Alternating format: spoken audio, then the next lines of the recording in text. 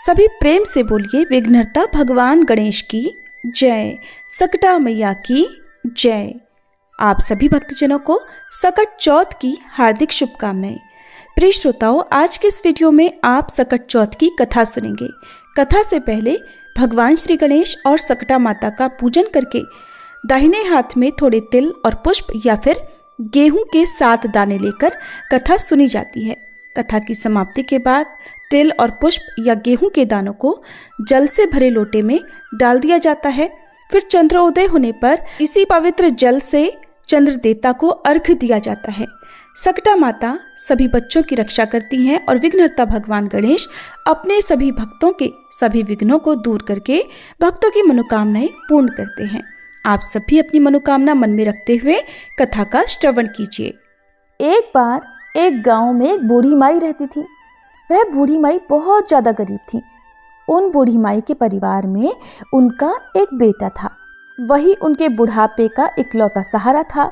उनके पास कुछ था तो नहीं, लेकिन गांव के जितने भी घरों में पशु थे, उन लोगों के पशुओं को बूढ़ी माई का बेटा जंगल में चराने ले जाया करता। शाम होने पर सभी गौओं को गांव के लोगों के सुपुर्द कर दिया करता। पशु चराने के बाद गांव वाले जो कुछ भी दिया करते, उसी से माँ बेटे का घर चलता था। इसी तरह से किसी तरह से उनके दिन कट रहे थे। एक बार की बात है, बूढ़ी माई का बेटा गांव के पशुओं को जंगल में चराने के लिए ले जा रहा था। तो रास्ते में उसे गांव की कुछ महिलाएं मिली, जिनमें से एक बुजुर्ग सी दिखने वाली महिला ने उस बेटे से कहा कि बेटा, तुम तो सारा दिन जंगल में गाय चराते फिरते हो, घर में तुम्हारी माँ बैठकर पकवान बना बना कर खाती है। लड़का बोला, ऐसा तो हो ही नहीं सकता, मेरी माँ कभी ऐसा नहीं कर सकती। तब गांव की वह महिला बोली कि अगर तुम्हें विश्वास ना हो तो आज जरा घर थोड़ा जल्दी चले जाना, जाकर तुम खुद ही अपनी आंखों से देख लेना, और जब तुम अपनी आंखों से देखोगे तब तो तुम्हें विश्वास होगा ना। लड़के ने सोचा, ठीक है, देखने में आखिर मेरा क्या जाता है। अब लड़का हर दिन जिस समय पर अपने घर पहुंचा करता था, आज उस समय से थोड़ा पहले वो घर आ गया। उस दिन सकट चौथ का दिन था। बूढ़ी माई ने सकट चौथ का व्रत रखा था और वह तिलकुट बना रही थी। चूल्हे पर कढ़ाई चढ़ा रखी थी, जिसमें वह तिल भून रही थी। जलते हुए चूल्हे पर चढ़ी हुई कढ़ाई देखकर और उसमें तिल भुने जाते देखकर अब तो लड़के को गांव की महिलाओं द्वारा सुनी गई बातों पर विश्वास होने लगा। उसने सोचा, तो आखिरकार गांव की जो चाची ताई थी वो ठीक ही कह रही थी। और यहाँ देखिए, मैं तो जंगल में भूखा प्यासा दिन भर भटकता रहता हूँ, पशु चराता फिरता हूँ, और मेरी माँ घर में पीछे पकवान बना बना कर खाती है। अब उसे गांव की महिलाओं द्वारा सीख लग गई। तो वह लड़का अपनी माँ से बोला, माँ, मैं तो घर छोड़कर जाऊँगा। बूढ़ी माँ बोली, बेटा, ऐसी क्या बात हुई जो तू ऐसी बात सोच रहा है और कह रहा है। बेटा बोला, मैं तो चला जाता हूँ जंगल में और देख रहा हूँ तुम मेरे पीछे पकवान बना बना कर खाती हो। मुझे खिलाना तो दूर, तुम मुझे बताती तक नहीं। माँ, अब मैं इस घर में नहीं रहूँगा, मैं तो जंगल में जाऊँगा। बूढ़ी माई ने अपने इकलौते बेटे को बहुत समझाया कि बेटा, आज तो सकट चौथ का व्रत है, इसलिए तिलकुट बना रही थी, लेकिन बेटा नहीं माना। बूढ़ी माई समझ गई कि जरूर इसे किसी ने सिखा पढ़ा दिया है और अब ये कहने से नहीं मानेगा। जब बेटा जाने लगा तो बूढ़ी माई ने बेटे से कहा कि बेटा, ये ले, सकट चौथ व्रत के तिल हैं, इन्हें तुम अपने साथ लेकर जाओ, और हाँ, जब भी कभी तुम पर कोई मुसीबत आए, तिल पूर के बैठ जाना, और अगर मैं तुम्हारे नाम के व्रत करती होंगी तो तुम्हारी मुसीबत टल जाएगी। लड़के ने फिर भी माँ का मन रखने के लिए अपने हाथ में वो तिल ले लिए और वो घर छोड़कर चल पड़ा। चलते चलते वह घने जंगल के पास पहुंच गया। जब जंगल के अंदर गया तो देखा सामने एक बहुत बड़ा खूंखार शेर खड़ा है। शेर ने रास्ता रोक लिया। लड़के ने सोचा, आज तो मेरा बचना बिल्कुल मुश्किल है, अब तो मुझे मरना ही है। अब वह मारे डर के कांपने लगा, थर थर कांप रहा था। और जब कोई व्यक्ति किसी मुसीबत में होता है तो डर के मारे सबसे पहले उस व्यक्ति को अपनी माँ की ही याद आती है। उस लड़के को भी अपनी माँ की याद आ गई। जैसे ही माँ की याद आई तो माँ की कही हुई बात भी याद आ गई कि बेटा, जब भी कोई मुसीबत पड़े तो तिल पूर कर बैठ जाना। अब बेटे ने झट से अपनी जेब से तिल निकाले और पूर कर वहीं बैठ गया। और कहने लगा, हे सकट चौथ माता, अगर मेरी माँ मेरे नाम के व्रत करती है तो ये शेर गाय बन जाए और यहाँ से चला जाए, नहीं तो आज तो मेरा मरना तय है। जैसे ही उस लड़के ने ऐसा कहा, देखते ही देखते सकटा माता की कृपा से वह शेर गाय बनकर पूंछ हिलाता हुआ वहां से चला गया। क्योंकि बूढ़ी माई तो केवल अपने बेटे के नाम के ही व्रत करती थी। अब वह लड़का इधर जंगल में राम राम कहता हुआ आगे बढ़ा। थोड़ा आगे बढ़ा तो देखा एक बहुत बड़ी नदी रास्ते में उफान करती हुई आ रही थी। अब उसने सोचा कि अगर मैं नदी पार करूंगा तो मैं तो इतने गहरे पानी में डूब के मर जाऊंगा। एक तो नदी का बहाव तेज है, ऊपर से तूफान भी आया हुआ है। अगर मैं ये नदी पार नहीं करता हूँ तो रात भी हो गई है, पीछे घना जंगल है और जंगल में रहने वाले जंगली जानवर तो मुझे निश्चित ही जिंदा नहीं छोड़ेंगे, मुझे कच्चा खा जाएंगे। आगे कुआं पीछे खाई, फिर याद माई की आई। अब तो वह लड़का फिर से तिल पूर के बैठ गया और बोला, हे सकट चौथ माई, अगर मेरी माँ मेरे नाम के व्रत करती थी तो ये नदी 2 हिस्सों में बट जाए और मुझे रास्ता दे दे, नहीं तो आज तो मेरा मरना तय है। अब जैसे ही लड़के ने ऐसा कहा, नदी देखते ही देखते 2 हिस्सों में बट गई। अब उसे आगे जाने का रास्ता मिल गया, क्योंकि बूढ़ी माई तो अपने बेटे के नाम से ही व्रत करती थी। नदी पार करके वह दूसरी नगरी में पहुंच गया तो वहां उसने देखा कि एक बुढ़िया पुए बनाती जाए और आंखों से जार जार आंसू बहाकर रोती जाए। उसने इस तरह से पकवान बनाती और रोती हुई बूढ़ी माई को देखा तो पूछा, अरे माई, पूड़े बना रही हो, इसका मतलब तुम्हारे घर में कोई खुशी का माहौल है और साथ साथ तुम रो भी रही हो, तो जरूर तुम्हारे मन में कोई दुख भी है। अब मुझे बताओ, ये खुशी और दुख एक साथ कैसे? तो वह बूढ़ी माई बोली, बेटा मैं क्या बताऊं, हमारी नगरी में हर छठे महीने आवा पकता है। उस आवे में एक इंसान की बलि दी जाती है और उस इंसान को आवे में मिट्टी के बर्तनों के साथ बिठाया जाता है और वह जीवित नहीं बचता। हर घर से रोज एक घर का नंबर आता है। आज मेरे घर की बारी है और मेरा तो एक ही बेटा है। अगर मेरा बेटा आवे में बैठ जाएगा तो फिर मेरा क्या होगा? मेरा बेटा तो आज मर जाएगा। यही सोच सोच कर मैं दुखी हूँ और रो रही हूँ। और आज मेरे बेटे का आखिरी दिन है। मैं चाहती हूँ कि आखिरी बार मैं उसके लिए पुए बनाऊँ, पकवान बनाऊँ। इसीलिए आखिरी बार उसके लिए भोजन बना रही हूँ, तो सोचा कुछ अच्छा बनाकर खिला दूँ। और मेरे बेटे को पुए बहुत पसंद है, इसलिए मैं उसके लिए पुए बना रही हूँ। उस दुखिया की बात सुनकर बूढ़ी माई के बेटे को उस पर दया आ गई, तो वह कहने लगा, बूढ़ी माई, अगर तुम ये सारे पुए मुझे खिला दो तो मैं तुम्हारे बेटे की जगह चला जाऊंगा। तो वह बूढ़ी माई बोली, बेटा तू तो जितने चाहे मर्जी उतने पुए खा ले, चाहे तो सारे खा ले, लेकिन यों किसी की आई पर भला कौन जाता है? बुलावा मेरे बेटे का है, लेकिन उसकी मृत्यु को कौन अपने हाथ में लेगा? तू उसके बदले क्यों जाएगा? ऐसा भला कौन खुद ही मौत को गले लगाता है? लेकिन वह बूढ़ी माई का बेटा बोला, माँ आप चिंता मत करो, मैं तुम्हारे बेटे की जगह चला जाऊंगा। इस तरह भर पेट पुए खाकर वह सो गया। उसे तो गहरी नींद आ गई। इधर राजा के आदेश पर सैनिक बूढ़ी माई के बेटे को लेने के लिए आ गए और उसका द्वार खटखटाने लगे। बूढ़ी माई ने जैसे ही आहट सुनी तो वह दूसरे कमरे में सो रहे उस अजनबी लड़के के कमरे में गई और बाहर से दरवाजा, कभी कुंडी, कभी खिड़की खटखटाने लगी। लेकिन वह लड़का तो गहरी नींद में सोया हुआ था। आखिरकार बहुत देर तक खटखटाने के बाद वह लड़का उठकर बैठ गया और बोला, माई आ गए क्या लेने वाले? तो बूढ़ी माई बोली, हाँ बेटा, राजा के सैनिक आ गए। और फिर वह बेटा सैनिकों के साथ साथ चला गया, जाके आवा में बैठ गया। आवा में बैठते ही उसे अपनी माँ की याद आई। उसने अपने हाथ में फिर से तिल लिए और बोला, हे सकट चौथ माता, अगर मेरी माता मेरे नाम के व्रत करती हैं तो आज ये जलती आग मेरा कुछ भी ना बिगाड़ पाए। मैं इस आग में ना जलूं, नहीं तो आज तो मेरा जलना तय है। 3 दिन हो गए। वहीं पास ही में कुछ बच्चे गिल्ली डंडा खेल रहे थे। खेलते खेलते बच्चों की गिल्ली उस बड़े से मटके से जा टकराई, जिसके अंदर वह लड़का और कुछ बर्तन रखे थे और आवा पका हुआ था।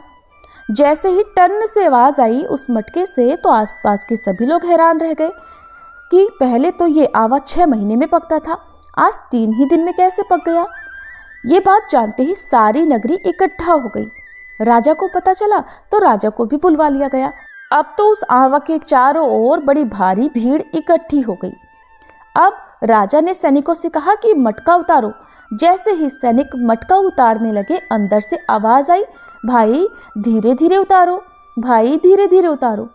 ये आवाज सुनते ही सैनिक तो डर के मारे दूर भाग गए कि आज तक तो इसमें से कभी कोई आवाज नहीं आई, लगता है अंदर कोई भूत है। अब तो राजा भी तलवार निकाल कर खड़े हो गए और बोले, सच सच बता, मटके के अंदर तू कौन है। तब मटके में से बूढ़ी माई का बेटा निकला और बोला, महाराज मैं कोई भूत वूत नहीं हूँ, ना ही मैं कोई पिशाच हूँ, बल्कि मैं तो एक बुढ़िया का बेटा हूँ और मेरी माई मेरे नाम के सकट चौथ के व्रत किया करती थी।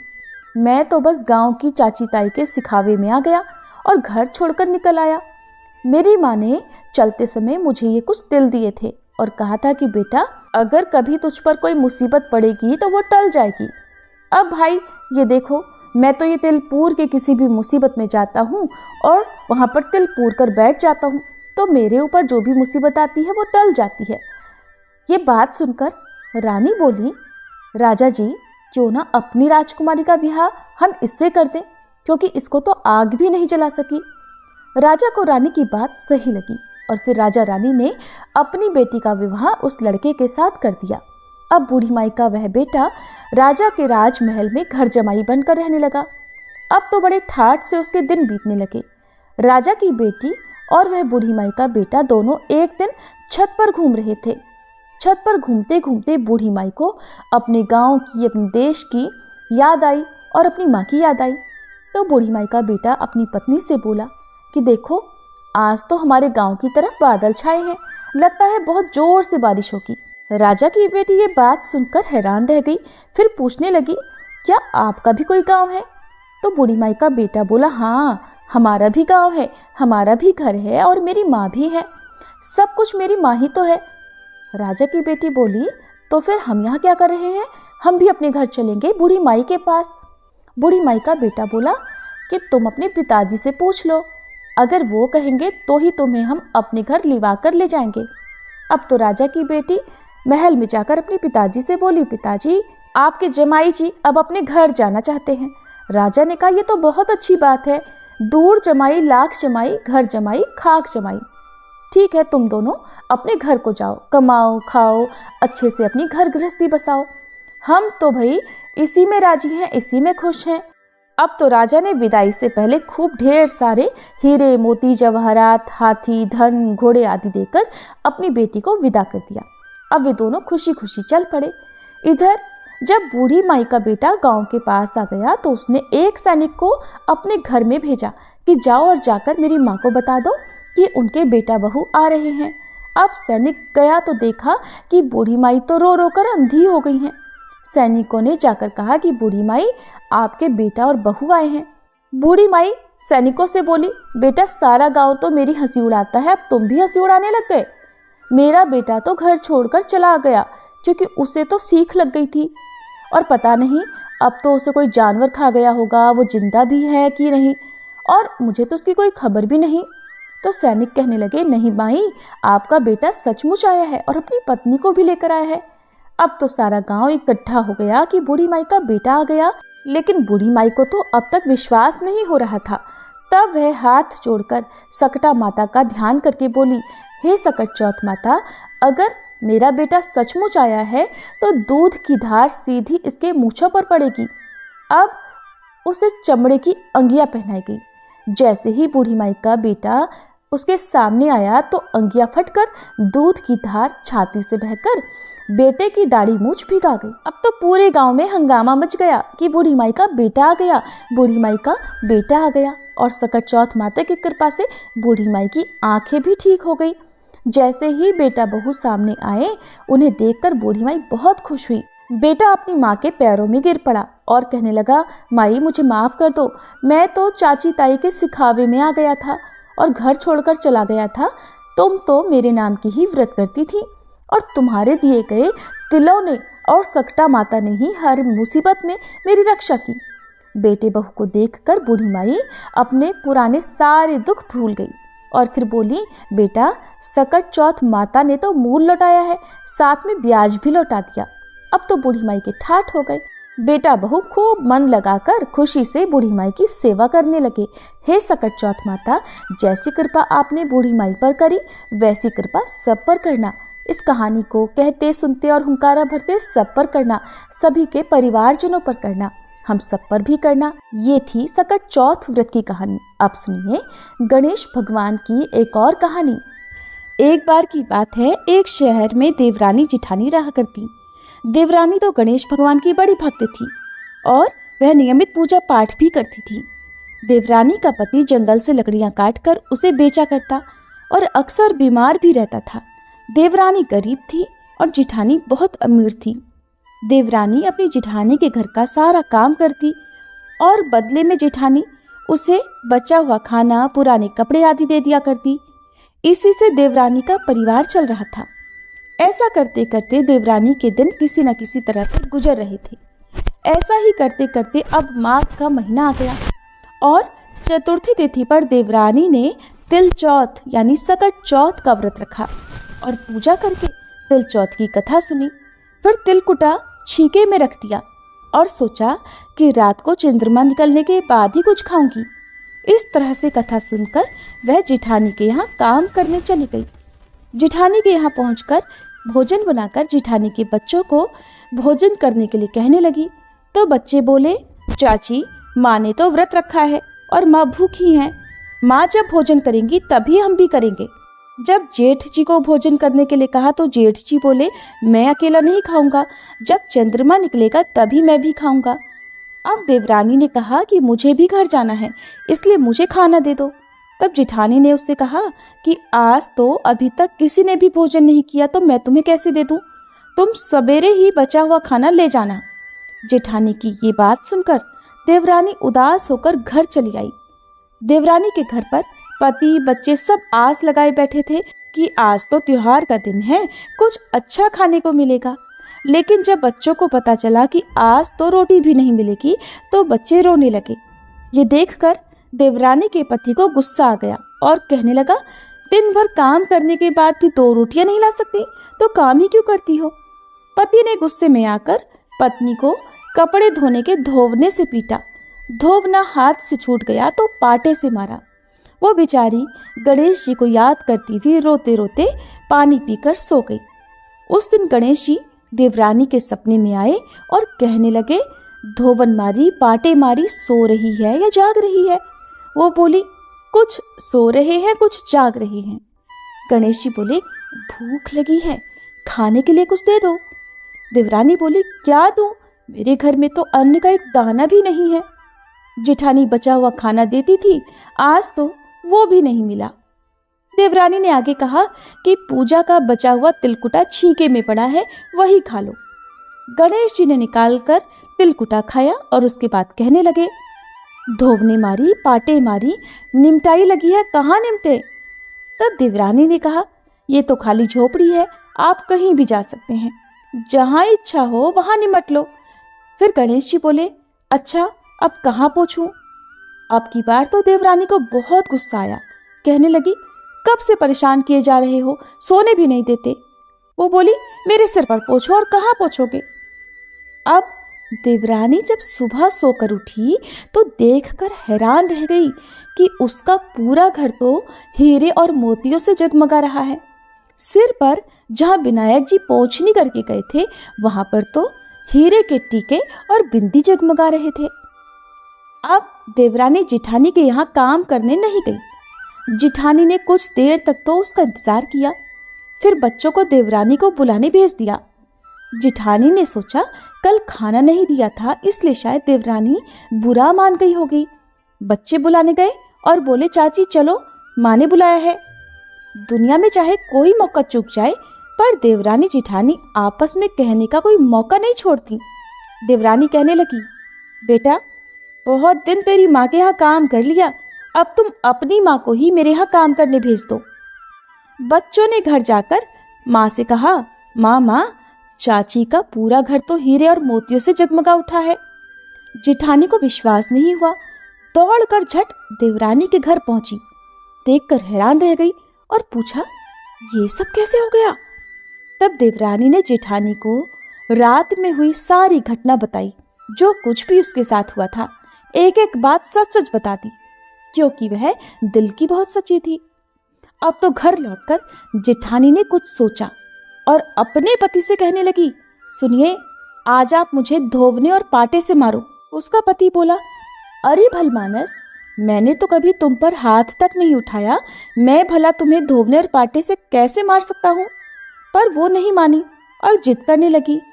आखिरकार मजबूर होकर पति को उसे मारना पड़ा। मार खाने के बाद उसने ढेर सारा घी डालकर चूरमा बनाया और छींके में रखकर सो गई। रात को विनायक जी जेठानी के सपने में भी आए और कहने लगे कि भूख लगी है, मैं क्या खाऊं?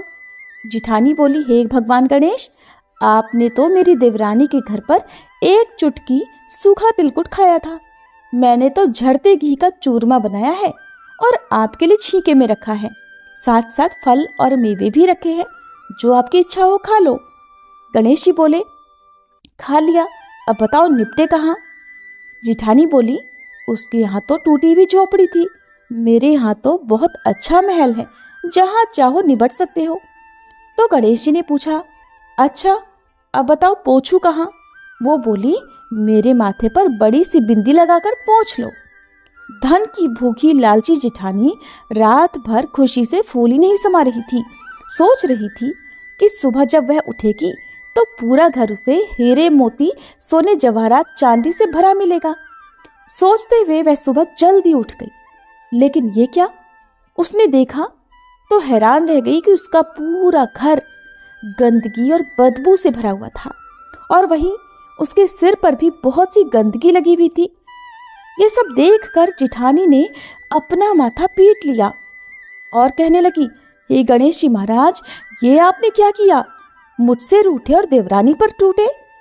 अब जेठानी ने घर साफ करने की बहुत कोशिश की, परंतु गंदगी तो और ज्यादा फैलती गई। जेठानी के पति को मालूम हुआ तो वो भी बहुत गुस्सा हुआ और फिर बोला, तेरे पास तो इतना सब कुछ था, फिर भी तेरा मन नहीं भरा। परेशान होकर जेठानी चौथ के विनायक जी से मदद की विनती करने लगी। बोली, हे गणपति, मुझसे बड़ी भूल हुई, मुझे क्षमा करो। विनायक जी ने कहा, देवरानी से जलन के कारण जो तूने किया है ना, ये उसी का फल तुझे मिला है। अब तू अपने धन में से आधा उसे देगी, तभी ये साफ होगा। गणेश जी के कहने पर उसने आधा धन तो बांट लिया, लेकिन मोहरों की एक हांडी चूल्हे के नीचे गाड़ कर रख दी। उसने सोचा किसी को पता नहीं चलेगा और उसने उस धन को नहीं बांटा। गणेश भगवान तो सब कुछ जानते हैं। जेठानी ने अब गणेश भगवान से कहा, हे चौथ विनायक जी, अब तो अपना ये बिखराव समेट लो। वे बोले, पहले चूल्हे के नीचे गाड़ी हुई मोहरों की हांडी और ताक में रखी हुई सुई की भी पाती कर, इनका भी बंटवारा कर। इस तरह विनायक जी ने सुई जैसी छोटी चीज का भी बंटवारा करवाकर अपनी माया समेटी और देखते ही देखते जेठानी के घर की गंदगी साफ हो गई। हे गणेश जी महाराज, जैसे आपने देवरानी पर कृपा की, वैसी सब पर करना। कहानी कहने वाले, सुनने वाले और हुंकारा भरने वाले सब पर कृपा करना, किंतु जेठानी को जैसी सजा दी वैसे किसी को मत देना। बोले गणेश जी महाराज की जय। जय गणेश जय गणेश जय गणेश देवा, माता जाकी पार्वती पिता महादेवा। जय गणेश जय गणेश जय गणेश देवा, माता जाकी पार्वती पिता महादेवा। एक दंत दयावंत चार भुजाधारी, माथे सिंदूर सोहे मूस की सवारी। जय गणेश जय गणेश जय गणेश देवा, माता जाकी पार्वती पिता महादेवा। पान चढ़े फूल चढ़े और चढ़े मेवा, लड्डुअन का भोग लगे संत करे सेवा। जय गणेश जय गणेश जय गणेश देवा, माता जाकी पार्वती पिता महादेवा। अंधन को आँख देत कोढ़िन को काया, बांझन को पुत्र देत निर्धन को माया। जय गणेश जय गणेश जय गणेश देवा, माता जाकी पार्वती पिता महादेवा। सूर्य श्याम शरण आए सफल की जय सेवा, माता जाकी पार्वती पिता महादेवा। जय गणेश जय गणेश जय गणेश देवा, माता जाकी पार्वती पिता महादेवा। दीनन की लाज रखो शंभु सुतकारी, कामना को पूर्ण करो जाऊं बलिहारी। जय गणेश जय गणेश जय गणेश देवा, माता जाकी पार्वती पिता महादेवा। जय गणेश जय गणेश जय गणेश देवा, माता जाकी पार्वती पिता महादेवा।